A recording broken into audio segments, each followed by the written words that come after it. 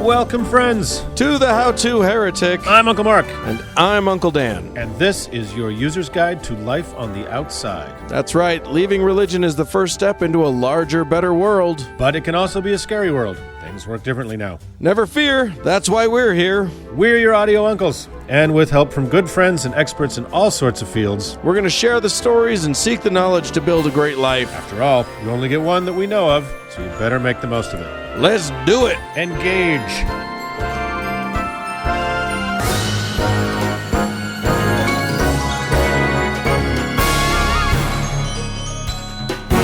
Well, Uncle Dan. Yes, sir. We are at show number 30. Is it? Yeah, who knew? Who knew this crazy little dream dream could have predicted that would come to such a randomly round number? Indeed. Yeah, so today we're going to talk about a variety of things. You are going to talk about the proper lubrication for bullshit. Oh, yeah, it's delightful, and we'll pull all the goodness. It'll take all. Never mind. I don't know where I was going with that. No, it's just terrible. It's terrible. Let's talk about also what you're going to talk about, which is one of the most beloved characters in the entire world. Right, and I think we're going to see if that's really an opinion worth having. Yes, indeed. And then you are going to talk, and I don't know what it is yet. You are going to talk about something wonderful, and I think it's from the Bible. Yeah, for the Bible tells us so. It tells us some amazing stuff. We'll get to that too. It never quits. It really doesn't. It's a gift that keeps on giving, and we will give it to all of our listeners. Let's do the show. Yeah, let's do it.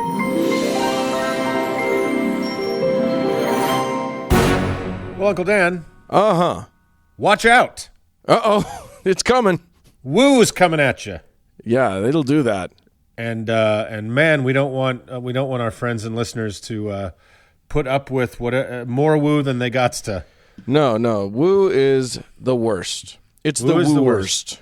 It's the worst. And you have to watch out for it all the time when you're maybe having a drink at a bar and somebody asks what your sign is, or someone, says everything happens for a reason, and then you can never speak to them again for as long as you live. So, but that's not what you're talking about today, Uncle Dan. You've got something I don't think I've ever heard of. Yeah, it's a wooey thing. Part of a much larger woo that we may eventually sort of talk about, but I think we'll dip into different bits of it first. Okay. The larger thing is Ayurveda. Oh yeah, that's on our list for sure. Yeah, so Ayurvedic medicine, we'll use that in quotes, is the ancient Indian practice. That's East Indian, from the faraway land of India. Dot, not feather, as casual racists often say. Yes, indeed. Yeah, but not us. But not us. We would never say that. No. We're not the racists of whom you're speaking. Our racism is not casual. It is formal racism. Extremely formal. So here we are. We got this whole system of medicine that largely, it was great. It's ancient, and a lot of people have therefore correct. Right. A lot of people have this idea that like modern medicine isn't perfect, so therefore it's fucked up and bad, and ancient medicine has had thousands of years to refine and hone itself. Therefore, it's real and good. Sure. Let's go with that for the time being. And it's of the earth. Anything that's natural and from the earth got to be good, right? Like lava. and cyanide. And black widow venom. All from the earth. So and your hemlocks. All good stuff. All good for you. Yeah. So we're going to talk about oral hygiene from the Ayurvedic perspective. Okay. With oil pulling. Yeah, I don't want to talk about it. It sounds really fucked up already. Yeah, it's a gross way of referring to it. Okay. And basically what this is, well, I'll start by describing the practice. This is like head fracking. It's kind of like that, only You do. It's more like drilling, really. Yeah. No, it's not like any of that stuff. Here's what it is. You take a teaspoon or two of a food oil. Okay. Traditionally, in the Ayurvedic, it's sesame oil. Okay. But it could be sunflower oil.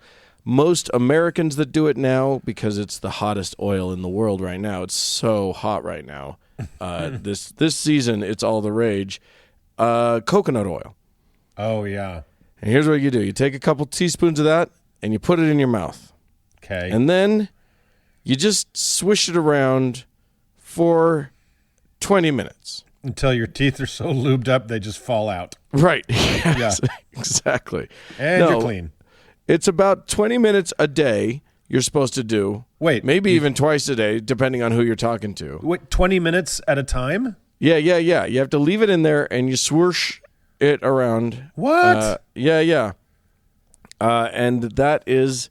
And then you spit it out. That's the actual running time of an episode of Seinfeld. Right. Yeah. Good Lord, 20 minutes. Take out the commercials, and you've got yourself a sitcom episode. Spit it out, and then move on with your day. Wait, and that's it? You don't rinse out all that Earl? Yeah, you can rinse it. Yeah. Okay. It's a good idea to rinse it. And the reason that you want to rinse it, one of the big reasons is what it's doing, according to what they say, is it's sucking up the toxins out of your face, and then you spit it all out. You don't want to swallow, because then you're just taking those toxins right back into your body. What are you going to do then? Well, words to live by. Die of toxins is what you'll do. Ladies and gentlemen, friends, nieces and nephews out there in the world, when people use the word toxins, they are lying to you.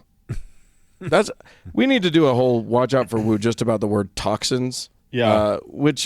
There are toxins in the universe. We are things that are toxic to our bodies.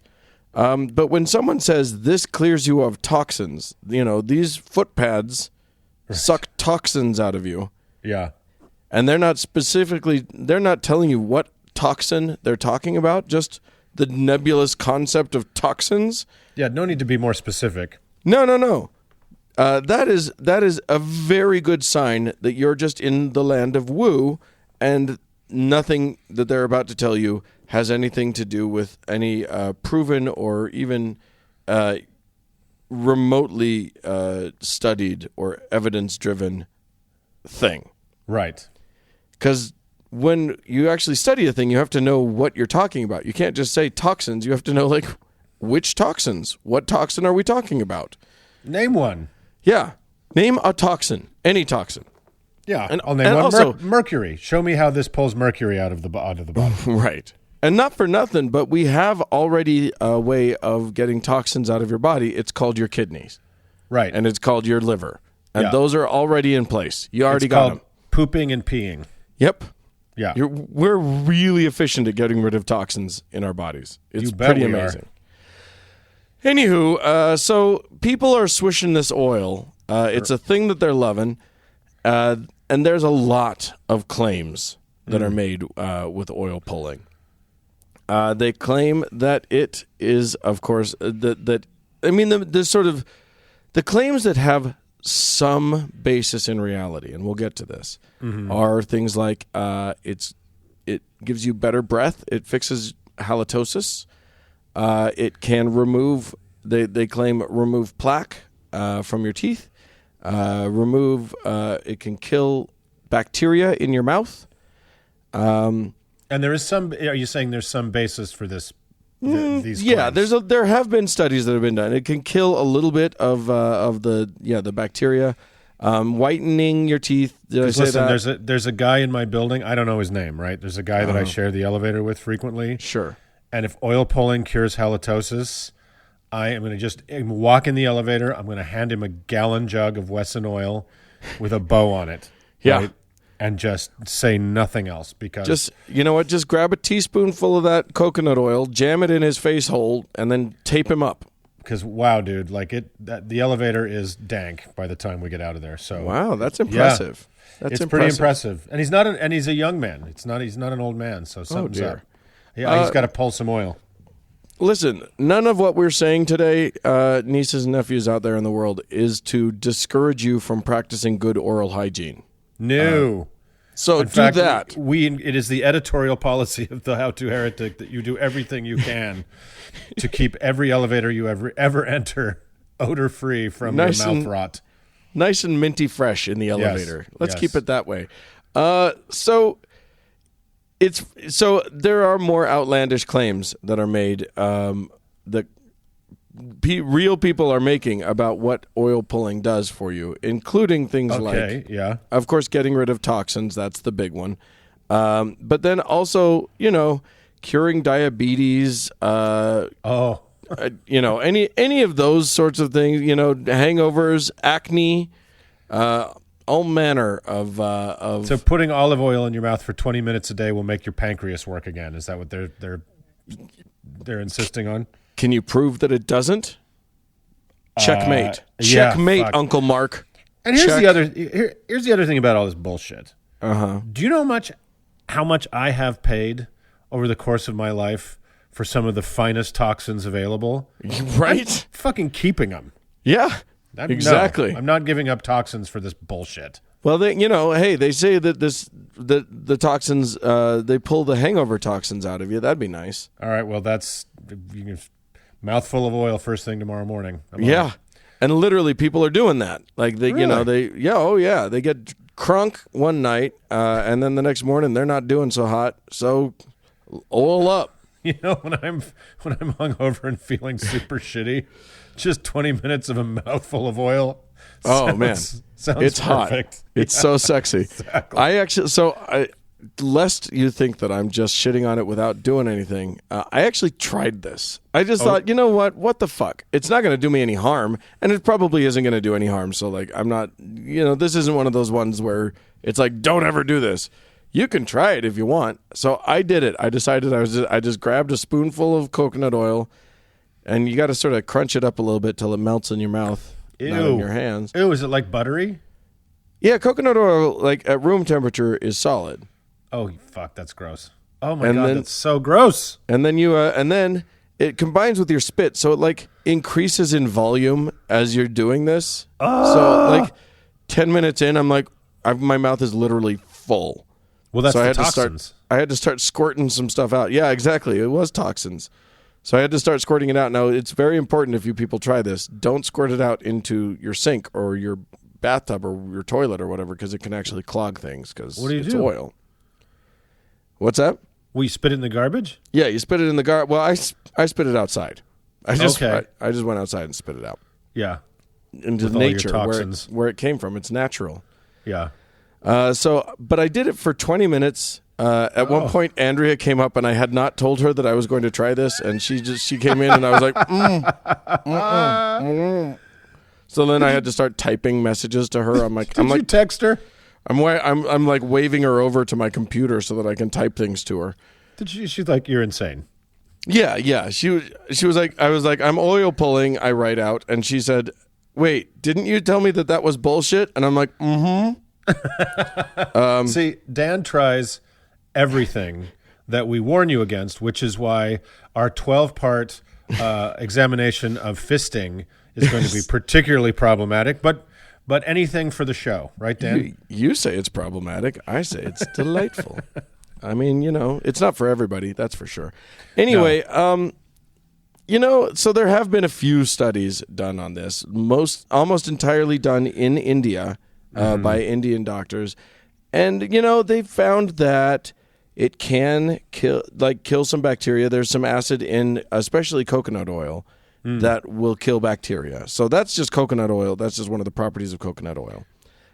They also found that it can have a similar effect to your mouth in terms of reducing some of the bacteria as a good mouthwash. But a good mouthwash you only have to do for 30 seconds. Oil pulling, you got to do it for 20 minutes. Frankly, there's no benefit that even is a plausible benefit that's worth giving up 20 minutes of your life, every day to do. No. We have better solutions. We have we have these things. What are they called? They're these dentists. Right. And we have we brush our teeth. We have ways to deal with things like halitosis and preserving preserving your chompers for as long as possible into old age, which, I don't care how much oil pulling people did. I'll bet in ye olden timey times in India, by 70 years old, people probably didn't have many teeth left. Well, yeah, the 70-year-old people commonly have their teeth left these days because of oral hygiene and that other word, science. Yeah, it's funny because the people who don't believe in Western medicine usually take as their reasoning behind it that, it doesn't, there's a heavy reliance on quote-unquote chemicals. We're all terrified of chemicals. You mean, I think the technical word is toxins. Right, Yeah. exactly. That horrible toxin Claritin that is so bad for everybody. Right. And there are side effects to all of these things, as though, there's no side effects to anything else. Right. So they take, and here's the other thing that medicine does that none of these other things do is that they're actually well studied, and they are, the studies are often replicated and they're peer reviewed and all of this stuff. And so we know what the negative side effects are. And we have good documentation about possible negative side effects. Now, most of the people who take the drug either A, don't experience the side effect, or B, the side effect is better than what it's curing. What it's treating, right. What it's treating. Yeah.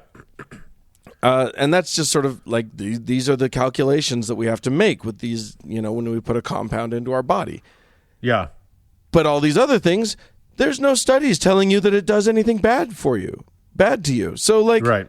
Hey, if there's no studies proving that it does something bad to you, obviously it's good. It's better than this evil medicine that has all these studies saying sometimes bad things happen. Right, and it's also that constant running to the cover of, well, it's all natural. Right. It's all natural. And again, like we were joking about at the top of the segment, earthquakes are natural. Yeah. Avalanches are natural. Yeah. Cancer is natural. Plenty of bad shit is natural. There's plenty of poison in the world. Nature is not this great thing. Nature's just stuff. All of the stuff. Just stuff. And I like it. Sure. But a cobra can be both beautiful and kill you at the same time. Yeah, indeed. Yeah. But if you can oil pull with cobra venom, that's the good stuff. Well, yeah, I'm sure somebody's doing crazy shit like that as well, Yeah. right? So, wow. Yeah, Well, we'll cover that in a future episode. Yeah, the long and the short of this is that you will find, if you do any research online, lots of websites, including some decently reputable websites like WebMD, telling you, hey, it'll be great for you, blah, blah, blah. There's 3 studies that say that this is almost as good as actual mouthwash for you, and it only takes up 20 minutes of every day. So go and do it. But the fact of the matter is that none of it, there's no evidence that anything particularly good happens when you do this. A good brushing or a spritz of mouthwash will provably do what this unprovably claims to do. Yeah, and well, I mean, it won't provably, it won't help your diabetes, unfortunately, but neither will this. Right. Neither will brushing your teeth. So I guess we fought to a draw. Yeah, exactly. So there you go. Oil pulling. It's repulsive, but at least it takes a lot of your time.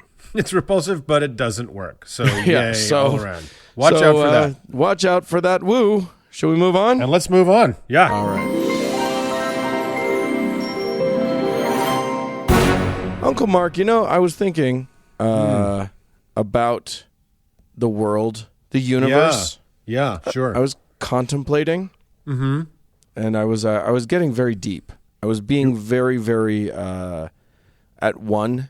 You were having a contemplative, meditative moment. Yeah, and I felt enlightened, and I felt it was very magical, and I thought, this must be what the Dalai Lama feels like. This must be the work of the Dalai Lama.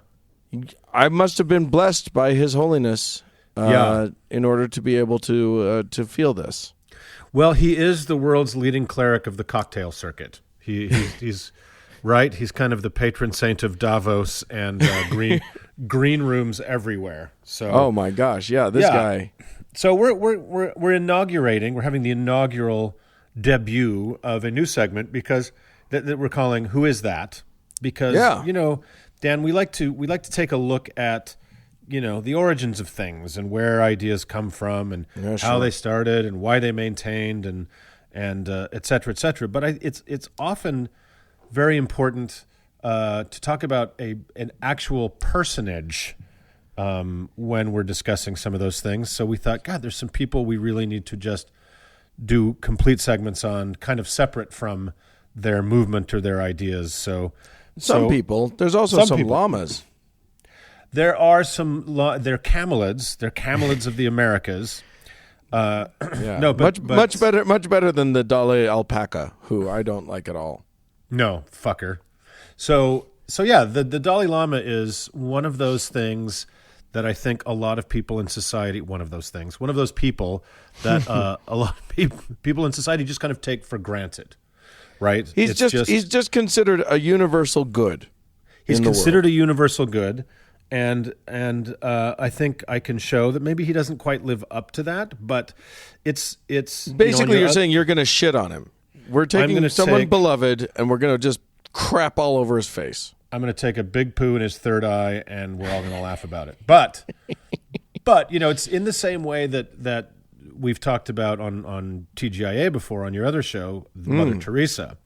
There's one we'll of these have to get people, into her on this one too. Yeah, exactly. That there's people who are just so beyond what they really are doesn't even factor into the conversation. It is what they falsely symbolize. And I mean, to some extent, how could he possibly live up to the hype? He's basically seen as a pure and perfect human. He is seen by people who should know better as the most woke motherfucker on earth, right? Right. So let's talk a little bit about our friend the Dalai Lama. Now, and another time we'll get into other shocking revelations about people, like how that guy from Ace of Base was actually a Nazi. But that's just too big. It's too big a subject for this. Whoa! You can go after the Dalai Lama, but you leave Ace of Base alone. I know. I'm not happy about it either. So we'll get there. So anyway.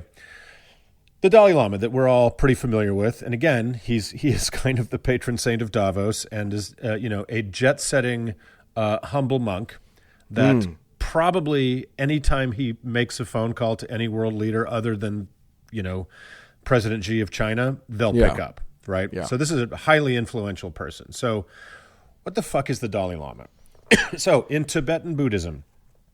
Again, a lot of people think, oh, he's the king of the Buddhists. He's the Pope of Buddhism. He's not. He's kind of the Pope of some Tibetan Buddhists, not even all of them, right? Right. But the Dalai Lama has only been around as a concept since about 1578, when that title, which it basically means ocean of wisdom, was granted to the head of this particular group, the Yellow Hat Tibetan Buddhists, that's what they're called, was granted to the Yellow Hat Tibetan Buddhists by the Altan Khan of Mongolia, right? And of course, Tibet was under Mongolian control, as was much of the world at the time. He's considered to be the successor in a line of what are called tulkus, who are people who have decided to holy men who've decided to reincarnate themselves indefinitely. He is supposedly the 14th reincarnation, the current Dalai Lama, whose name is Tenzin Gyatso, his real name, Gyatso. Sure. Okay. There's going to be some names that I'm going to nail perfectly in this conversation. So as we tend to do. Be ready for some perfectly pronounced Tibetan names. I mean, I think pretty much all of our feedback is that we get all of the names right. Like, how many languages do you guys speak? Because your pronunciation is flawless. So yeah.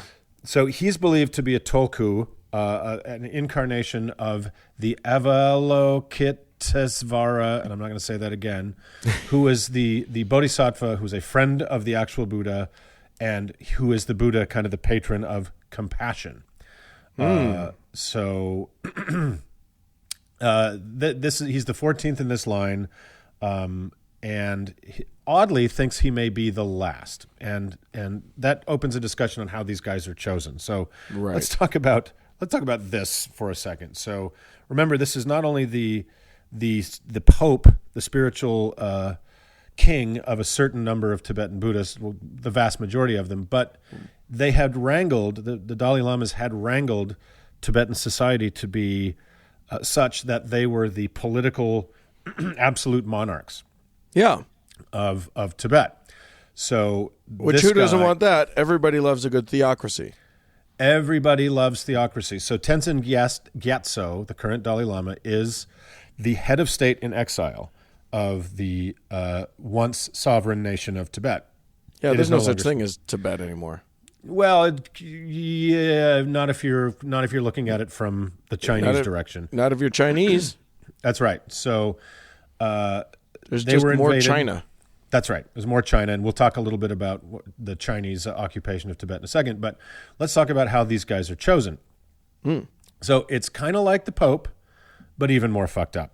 So the best way to describe it is that it's kind of an involuntary, juvenile, semi-kidnapping, dream-derived and divinated crypto-monarchical method of selecting a new god king. So the method is the Dalai Lama dies, right? But in the moments before his death, his spirit externalizes and flies around a little bit and finds a new body to inhabit. Now, that new body is always that of a just born or maybe weeks old Tibetan boy. A baby. A Tibetan baby who has no idea what the fuck is about to happen to his life. Right. So they can divine where the location of this child in three different and sometimes all three ways. One is some of the elder lamas who are left will have dreams that reveal to them the location or the face or like a bodily feature of this child, like a birthmark or a scar or something, right? Sure. Then another way they can divine this is when they cremate the body of the recently deceased Dalai Lama, the way the smoke goes, the color of the smoke and its movement, so kind of papal, may help determine the location of this child. Or it forms a hand and points. Well, there is a legend about it forming a hand at one point, but you're very learned. You did indeed become enlightened. I am. So there's also a sacred lake, and the name of it is Who Gives a Shit, where they sit and meditate, and the lake may reveal to them the location of this child. Okay, Then now we're they getting go- into Monty Python territory. It's super. It's kind of the Vatican meets the Holy Grail. So You're right. anyway, then they go to this family or families. Oftentimes, it's more than one, and just kind of take the kids. And then there's a little bit of a treasure hunt where the children are shown artifacts or possessions of the former Dalai Lama, and if they respond to them, and they're shown other possessions as well of just random stuff. Right. It's like speaking of Holy Grail, it's like Indiana Jones and the Holy Grail, and you got to pick the right cup that the old Dalai Lama actually. Yeah, and if you choose badly, then you turn into an old man and then you die all of a sudden. Yeah, you like dry out super fast, screaming, and then turn into ash. Yeah. So that's a science fact.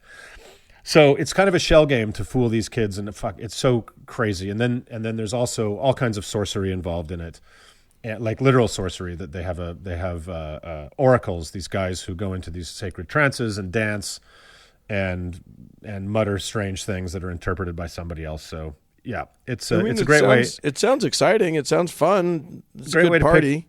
Great way to pick a head of state. Sure. So that's where these guys come from, and the current Dalai Lama is 81 years old. So there's about to be a whole bunch of sorcery and smoke pointers and lake dreams in the very near future. Which, by the way, Smoke Pointers and Lake Dreams is a wonderful novel if you ever want to read it. That was my favorite Barbara Streisand thing, where she played a Tibetan monk, but was actually a woman hiding out. Am I right? Yeah, that's exactly right. Yeah, the Jewish woman hiding amongst the Tibetan monks as one of their own. and Dream Lakes. So again, the current Dalai Lama is the 14th. So he fled Tibet in 1959. The Chinese had been there for 9 years already, but he decided he would try his fortunes elsewhere. I guess he wasn't terribly spiritual or interested in religion before the Chinese occupation. And it was those years under occupation that made him kind of turn more directly to the faith, and that's when he decided he had to get out of there. So he fled Tibet, leaving no political rule there, no indigenous political rule. It was the Chinese. Right. So he's the current Dalai Lama, the 14th. If he were to return to his palace in Lhasa, under the circumstances he left it, he would be a pharaoh-like god king with absolute power, right? Right. With total political, economic, and religious power. It would be a return, but it would be a return to the hell of pre-Chinese Tibet. So let's talk about that for a second. Oh, that's a very controversial thing to say, because what's totally accepted in current Western thinking is that Tibet was perfect before it was the Chinese nirvana. invasion. It was heaven on earth, only way up high. Right. If we accept the storyline that he and his people kind of tell, it's that China deposed the rightful crypto monarchy of a perfectly blissful and enlightened, religious, benevolent dictatorship where everyone was free from want and need. Right. But that's not the case. What? Yeah. I am outraged. Tibet before China showed up was a window into the 14th century. And what's really interesting is it's been discovered that Tibet does have an enormous amount of natural resources, but because of a combination of a tradition of not disturbing the soil, which I couldn't quite understand, isolation, and historically a total lack of an educational system that would have created a technical class capable of developing a resource economy, they had left that potential stream of revenue in the ground to this day. Now, there's a whole other controversy that the Chinese are beginning to brutally exploit the land and take all their copper and stuff like that. But before 1959, all except about 5% of the Tibetan population were slaves or serfs. And there's controversy, but it's before 1959. And there's controversy about the word serf, mostly because Tibetan enthusiasts insist it's because the difference between Tibetan peasant servitude and European servitude were slightly different. So they're like, well, it's not really serfdom, so big fucking deal. The nicest possible spin is maybe tenant farming, but in a feudal system in which the people were regarded as for sale and private property, had no land or freedom or redress. The economy and culture of Tibet had been stagnant for centuries. Life expectancy was 35 years. Illiteracy was over 90%, and about 12% of the city population of Lhasa were homeless beggars. Well, I mean, it does seem like when the best thing you can hope for in the entire world is that your son gets picked to be kidnapped and taken away from you to be the almighty ruler of the land, there are better ways of handling it, or there are better imaginable circumstances than that. Right. I mean, that is the best possible outcome, that your child is kidnapped, right, and made king, which taken from you as a baby, but at least given a pretty sweet deal. Right. So if the Dalai Lama returned to power, which he is his wish, if he returned to power and went back to his palace in Lhasa, yes, it would be.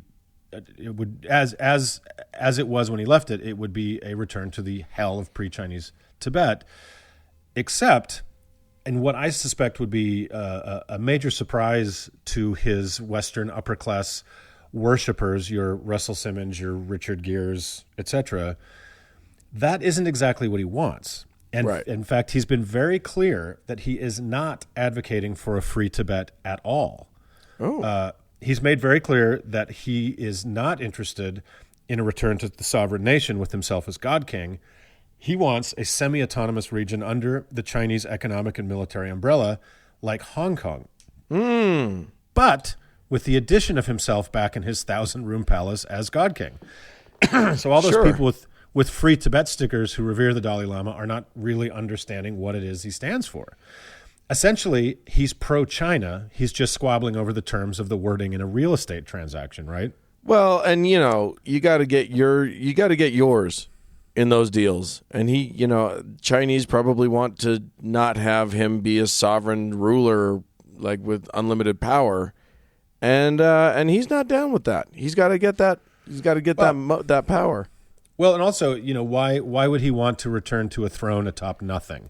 So this is a guy who has gotten very used to a first-class life, right? Sure. And he's a multi-millionaire mostly because of book sales. I mean, he's written like 16 New York Times bestsellers, right? Yeah. People gobble up whatever he writes because Tibetan Buddhism has a very, very dark side, but he never talks about it, right? It's just it's enlightenment and it's meditation and it's very geared. It's kind of what Edward Said would call an Orientalism, geared very much towards a upper class Western audience, right? Right. That are having a midlife crisis and their psychiatrist said they need to do something or they're going to have a heart attack. So it's Buddhism, right? Right. So Oprah, it's Oprah stuff. It's very much Oprah stuff. It's very much Deepak Chopra stuff. So this guy is rich, and he's, again, any world leader will pick up the phone when he calls. He's toasted and wined and dined everywhere he goes. He's adored by people. So he's not going to go back to a country which is a throne on top of nothing, right? So despite the brutal hand of Chinese oppression, and nobody disagrees about that, right? The Chinese they tend to be shits whenever they go into a place. Well, and they're especially shits there.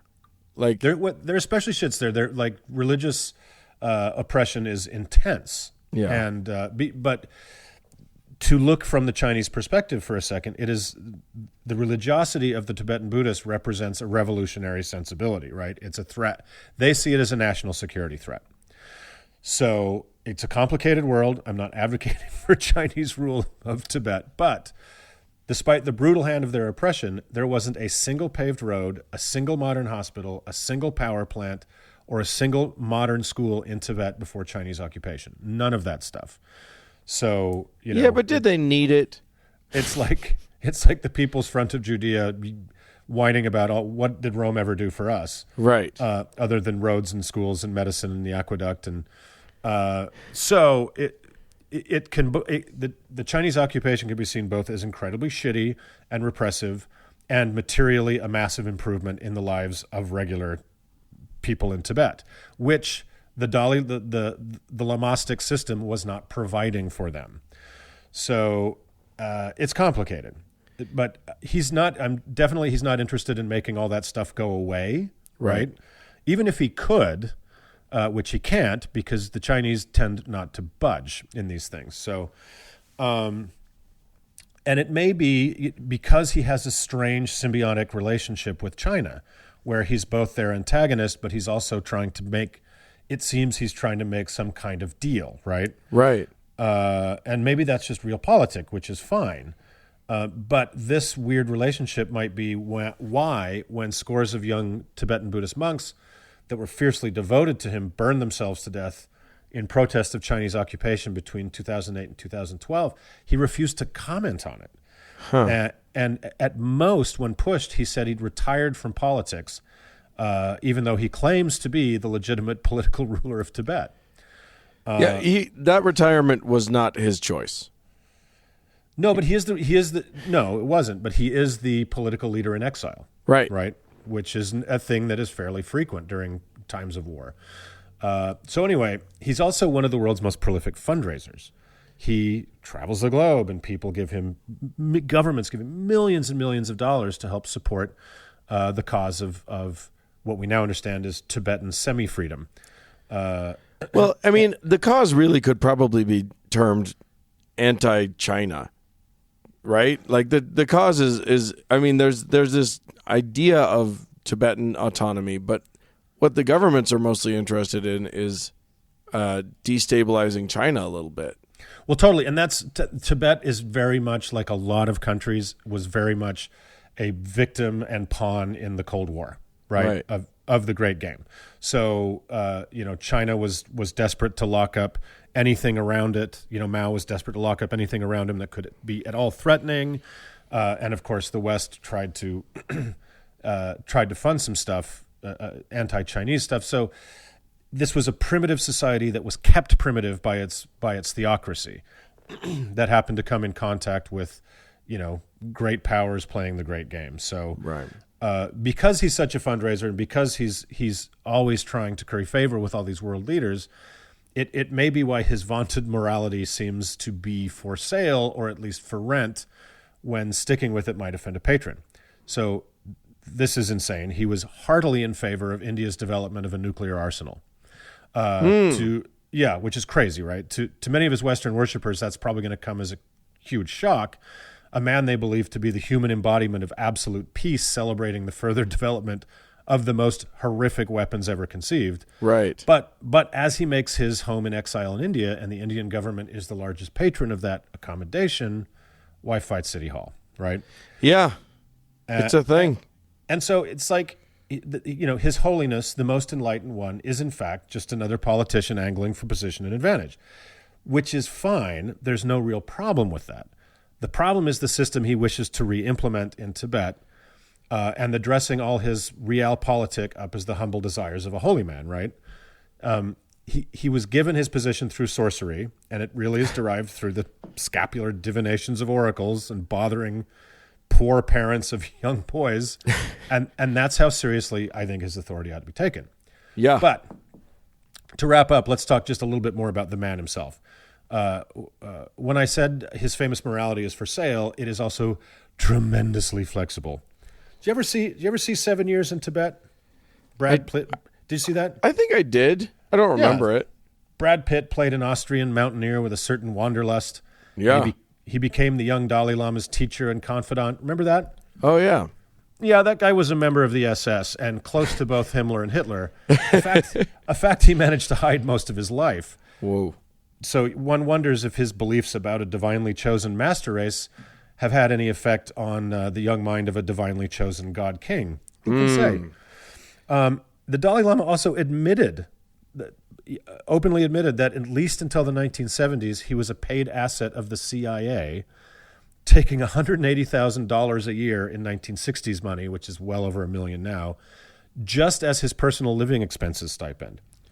And then he took all kinds of other funding to fund, separatist movements in Tibet. He was also involved in the training of a secret CIA-trained guerrilla force of Tibetan commandos in Colorado in an attempt at an armed anti-Chinese insurrection. Well, there you go. Yeah, so he's a little more textured than he lets on. He tried to use his influence in the halls of power to keep Chilean mass murderer and war criminal Augusto Pinochet from being tried for his crimes because he was a personal friend. Oh, wow. He was very close to Shoko Asahara, whom we discussed in episode number 20, was the sarin gas apocalyptic terrorist in Japan. Yeah. They were friends. This guy was clearly a lunatic, and you could see that from space. Yet, His Holiness called him a close friend. He's been all over the map about women's issues and LGBT issues, usually catering his comments to whatever audience he's in front of, which is hardly surprising for an old man from an arch-conservative religious backwater, right? Sure. I mean, and there can be room in our lives for people to grow in their understanding and learning, but when you have as much sort of when the entire world will bend its ear to what you have to say, right, that's tricky.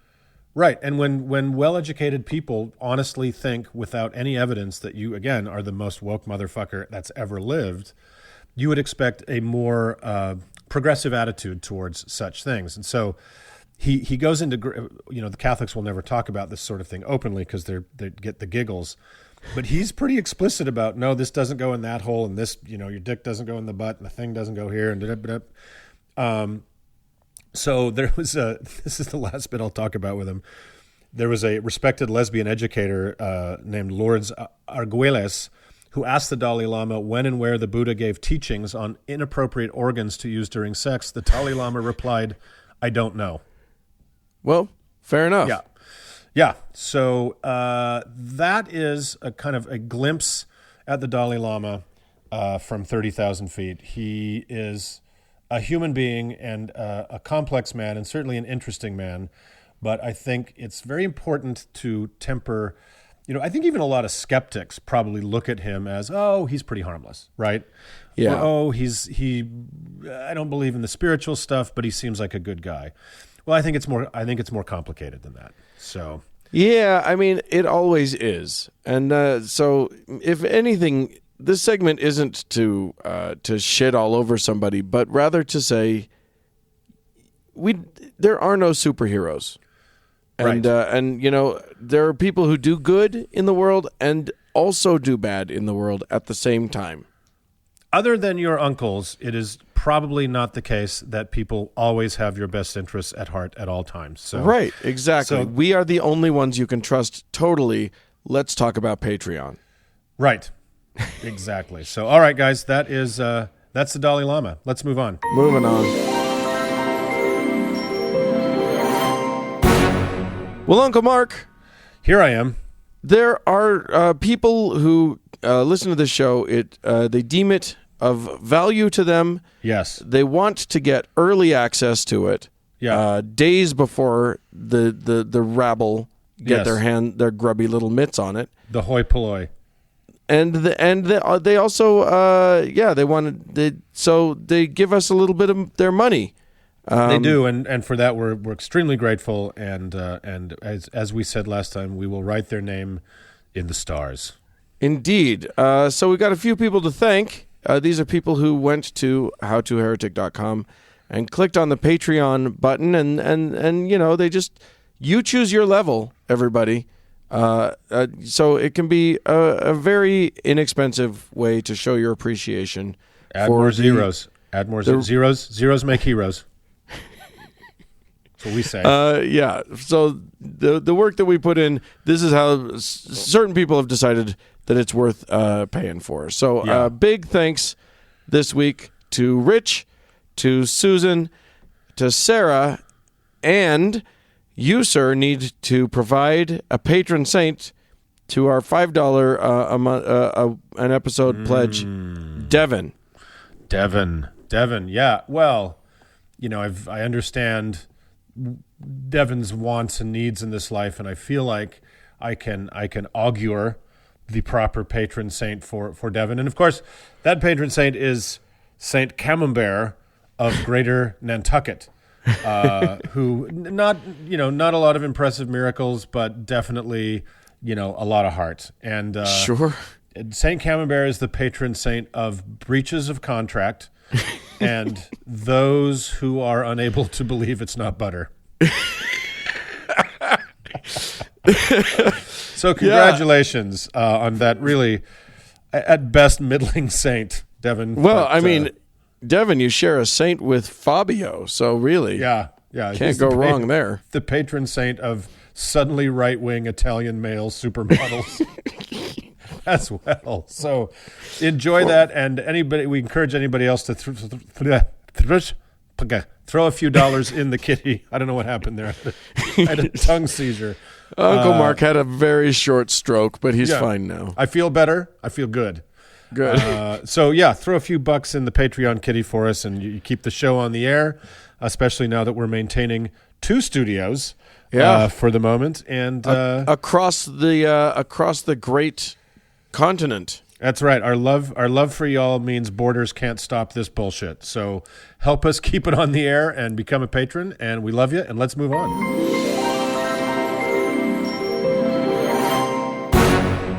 Well, Uncle Dan.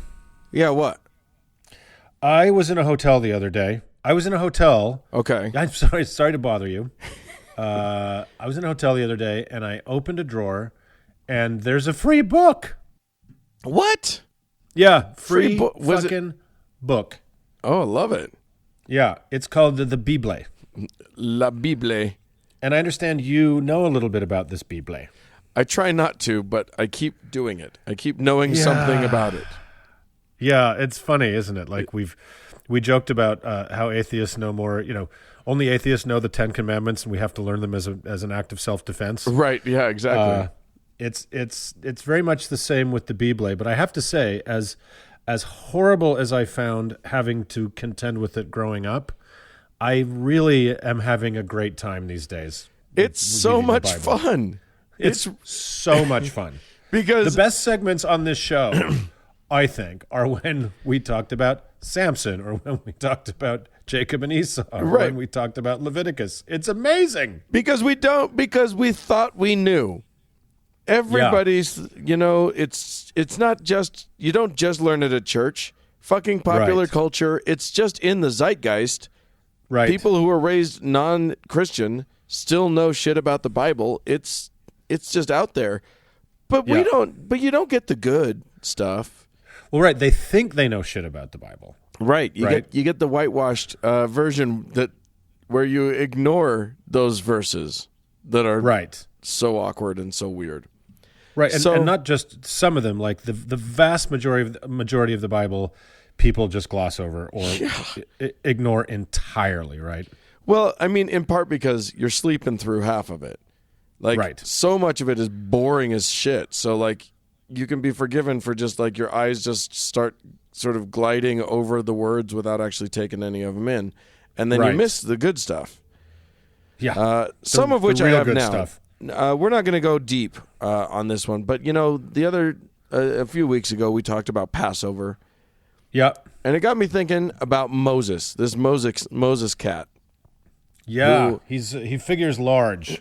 Yeah, and if you've seen the Ten Commandments, that epic Cecil B. DeMille, was it DeMille? Yeah, it was DeMille. Movie. Who is, and as we've discussed, DeMille and that movie are part of the reason we are so plagued with constant First Amendment fights and Establishment Clause fights about the Ten Commandments in these United States. And Moses is such a foundational character in all of the Abrahamic religions. I mean, he sure is. He is. I mean, Abraham's the first, but Moses is the one. I mean, if you've listened to the Scathing Atheist Boys read the Quran, fucking Muhammad would not shut up about Moses. Right. So, I thought I'd give us a little bit of Moses talk, and basically today we take as our text Exodus 3 and 4. Oh the classics. You can't go wrong, right? It's just the can't go right. The good shit. Yeah. We're going to start with the burning bush. Now we're in the middle of the Moses story. Moses has fled Egypt and is now living with his father-in-law Jethro herding goats like you do. Yep. Just being chill. Sure. Just being chill out there in the world. He's married and he's just sort of hanging out. And this is when we see the burning bush. Right. If you'll recall, Moses looks out and he sees, apparently he thinks, quote, I will go over and see this strange sight. Why the bush does not burn up?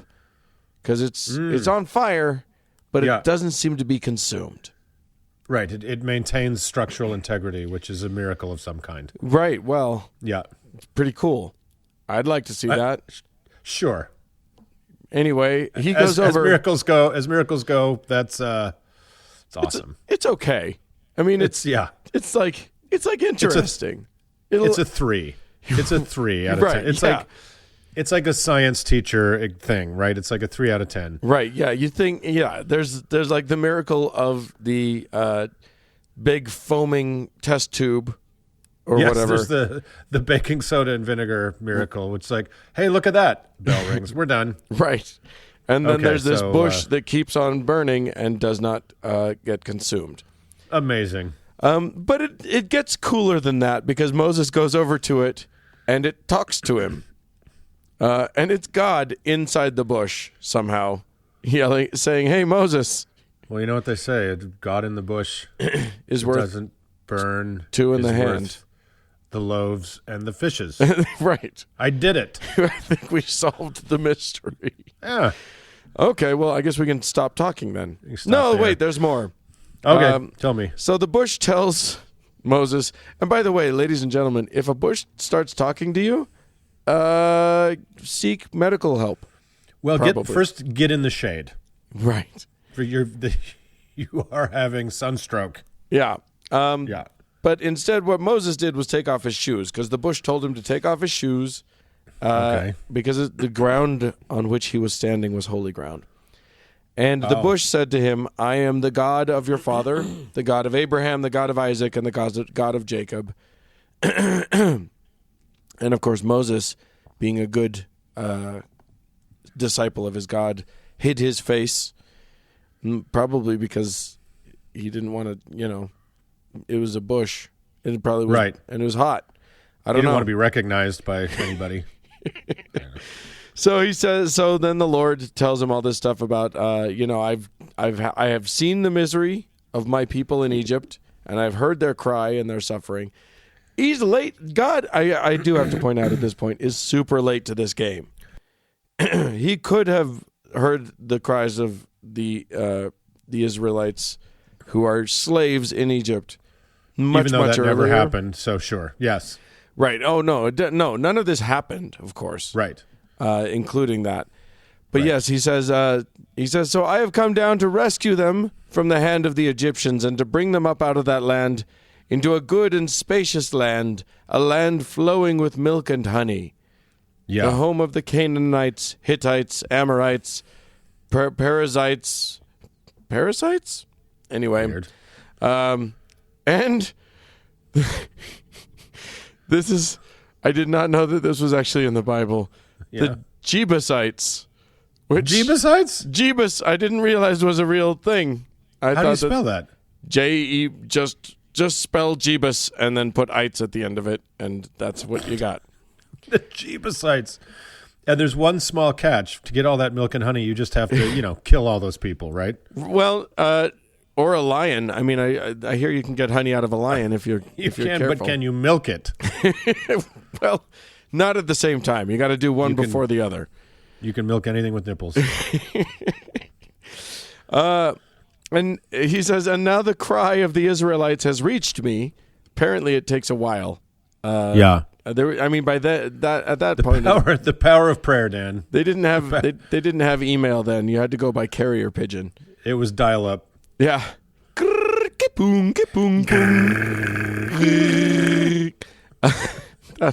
That's for the 40-plussers out there. Have fun with that. Yeah, the kids don't remember dial up pornography, man. Those were the days. Waiting for that picture to load. Oh, Yeah. I'm Pants around your so ankles. close to seeing a nipple. Just 3 more lines. So now go, says the Lord unto Moses, I am sending you to Pharaoh to bring my people, the Israelites, out of Egypt. Oh, yes. So begins this saga. Yes, indeed. And Moses said, who am I that I should go to Pharaoh and bring the Israelites out of Egypt? Completely forgetting his past as someone who was sort of in the inner sanctum of the Egyptians. And God said, I will be with you, and this will be the sign that it is I who have sent you. When you have brought the people out of Egypt, you will worship God on this mountain. So, great. Sweet. Thanks a lot. And let's take a little aside when you said that he was in the inner sanctum of Egypt. For those listeners who are fortunate enough not to be familiar with the Bible, he was very, very close to the inner sanctum of Egypt, was he not? Yeah.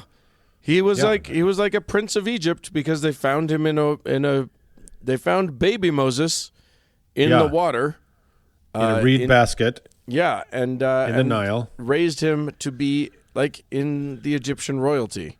Yeah, he was essentially the Pharaoh's kind of adopted brother, right? Yeah. Well, one Pharaoh's son, and then when the son took over, he was like the brother. Exactly. Right.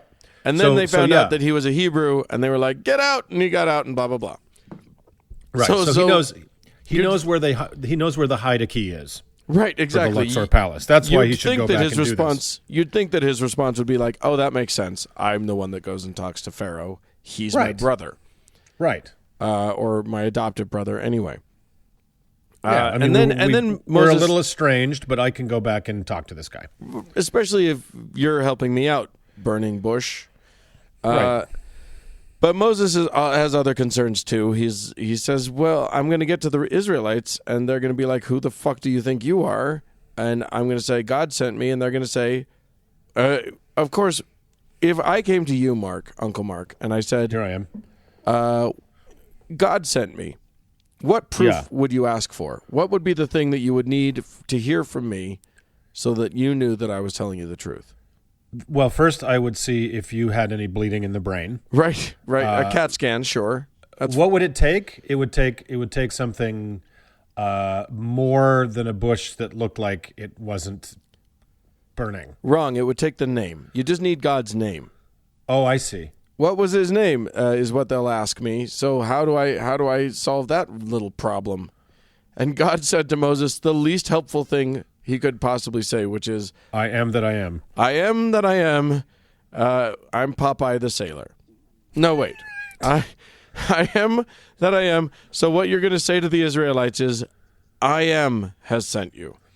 You know, I'm hoping that in 5,000 years from now, when everything's gone and, you know, some space anthropologist is trying to put the culture of Earth back together, I hope that their only reference to Scripture is our podcast. Right. And I think it'd be helpful. The great God Popeye, from the burning bush. Yeah, that's what I really hope happens. And behold, the Lord said unto them, the Lord looked upon them and said unto them, okay, so God is saying to he basically says, my name, I am. Anyway, let's hold on. The Egyptians think that God's name is Ra. Yeah. And Osiris. Well, no, he's worried about going to his fellow Israelites and saying, it's a Jew. It's a Jew thing. Yeah, right. So he needs the Jewish password typical. First. Right. But then he is concerned about the Egyptians because why would they listen to me? I'm just going in and saying, let my people go. Sure. What if they don't believe that I've got the Hebrew God in my back pocket? Right. And the Lord says to him, we've moved on to chapter 4 now. The Lord says to him, what's that in your hand? And he says, a staff. Yeah. And the Lord says, throw it on the ground. And it turns into a snake. Holy balls. And then, and Moses, very rightly, runs away, which is pretty funny. But then the Lord's like, no, grab it by the tail, pick it back up, turns back into a staff. So He's got a pretty good magic trick there. This is from the book of Siegfried and Roy. Yeah. This is decent magic trick. I feel like this is more David Blaine type stuff. It's got a darker edge to it than. Yeah, but it does have it's an animal act. That's true. Right. Then he's like, well, but what if they don't believe that? So then the Lord says, put your hand inside your cloak. And he puts his hand inside his cloak, and the Lord says, is this your card? And he's no. This is a really shitty trick. Put your hand inside your cloak. He puts his hand inside his cloak, and when he pulls it out, he has leprosy on his hand. I don't remember that. Is that true? That is true. The skin was leprous. It says in the Bible. For God's sake. So that and had become as white as snow.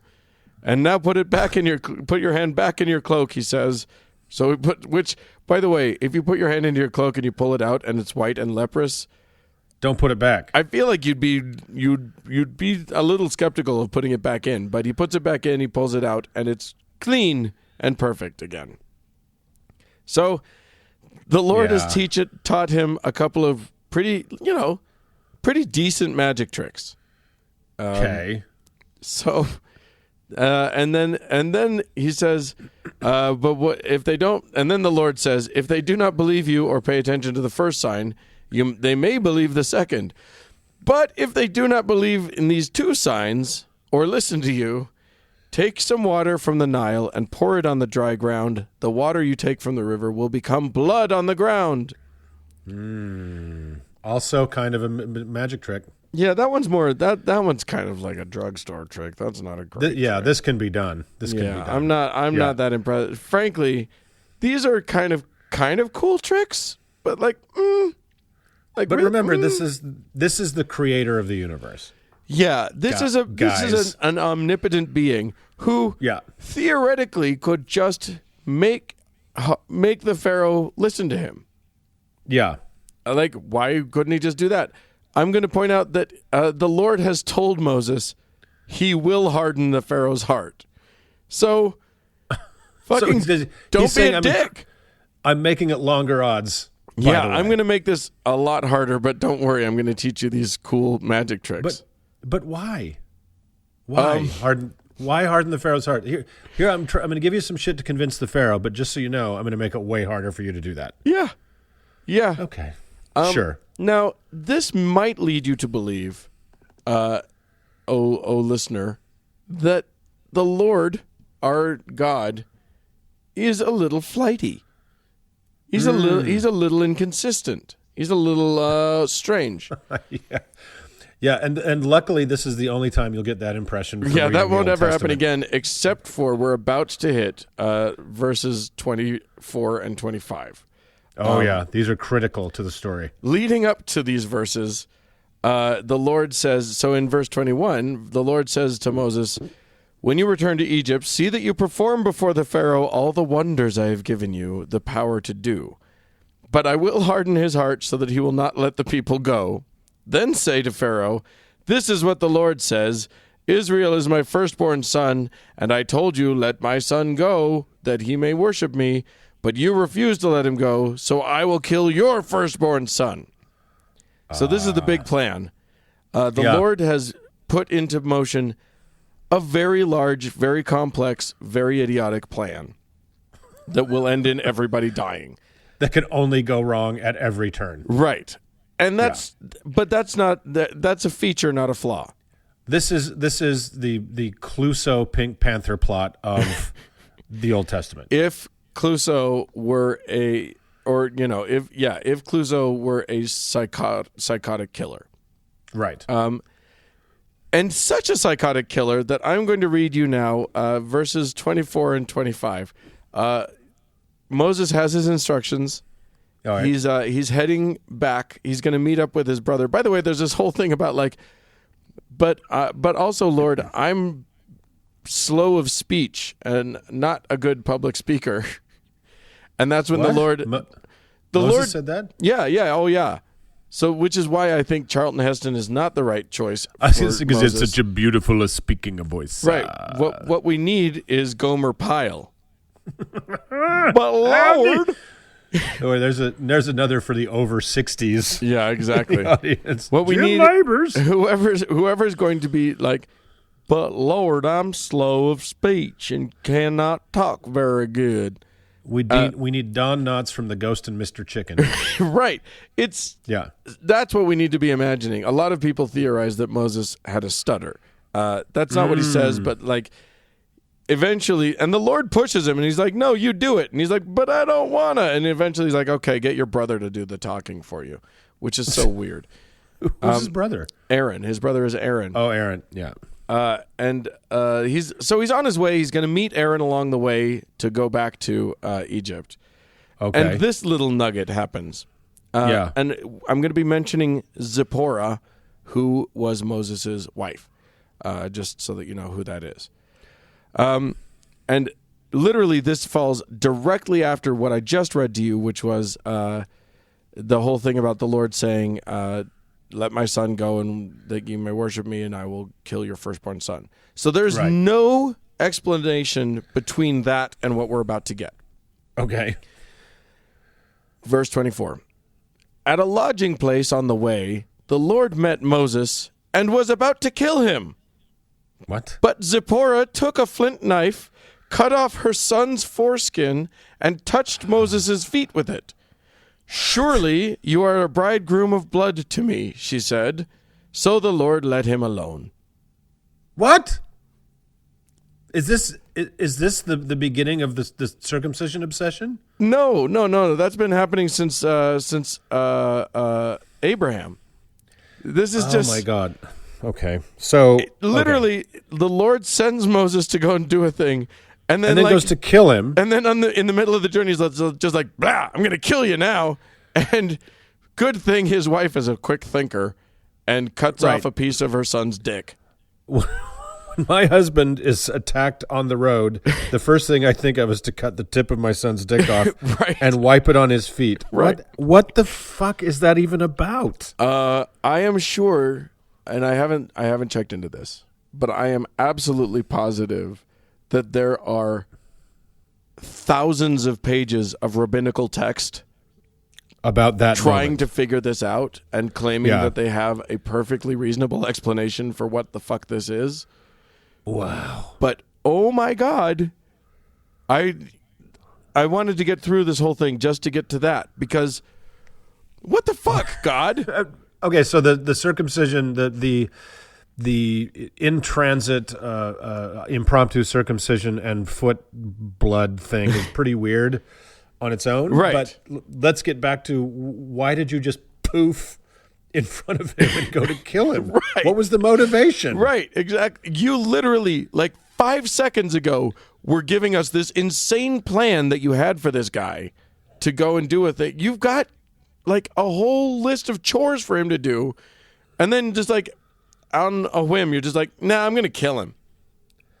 Yeah, he's like a weird shut-in that was trying to teach this guy magic tricks and then had a psychotic break and decided to murder him so he didn't reveal the secret of leprosy hand. Right. Like, what? It makes no sense. Yeah. And if God, if God was omnipotent and omniscient, he knew Moses' role in all of this, right? He knew who Moses was going to be. Yeah. But fuck it, I'll kill him. He just And then fuck it, I won't. right, exactly. Wait, what are you doing with that knife? Oh, you're cutting off a piece of the dick? Uh-oh. I'm interested. You've got my attention. Hold on. Now what? Let's see where this goes. Touch it to his feet. Ah, I think okay. you know what? You have satisfied me. I'll allow it. It's enough.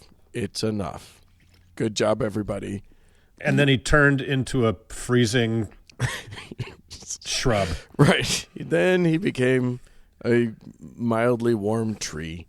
He became like a potted plant. So stupid. And this is, God, again, this is one of the most foundational stories in the Bible, right? Yeah. Moses, the giver of laws, and, challenging the mightiest man in known civilization.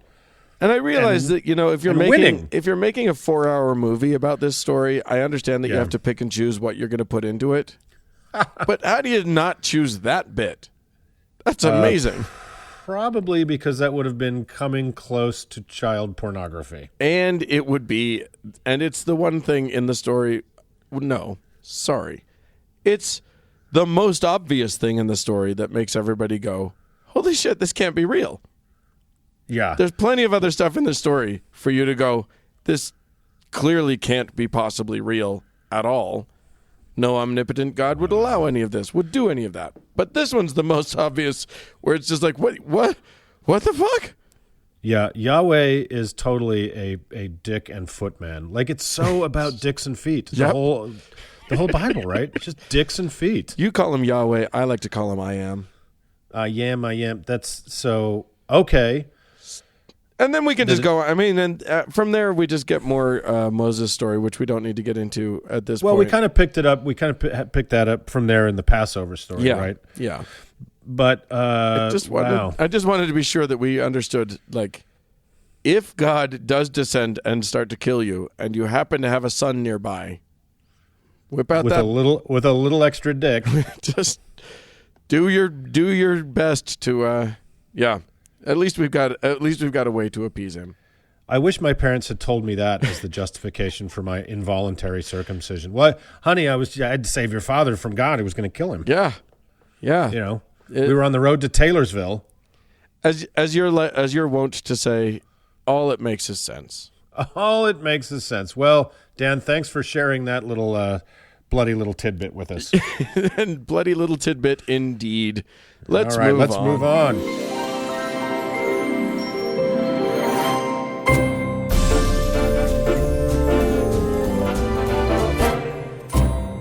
Well, friends, that's it for this week's show. Hey, we'd love to hear any feedback you'd like to give us. Go ahead and write to us. Email us at howto@howtoheretic.com. Or you can tell us about your traumatic roadside circumcision by leaving a voicemail at 903-88-HOW-TO, which is 903-884-6986. Also, we're on Twitter, and you can yell at us there at HowToHeretic. Yep. Hey, thanks to all of y'all patrons out there who give us a little bit of coin every week. That's really, really helpful. Yeah, those shekels add up, so thank you. Thanks to Cody Layton for editing the show. Yeah, and a big thanks to everyone who's choosing to listen to this. We sure do appreciate it. You do. Thanks. Bye-bye. Bye.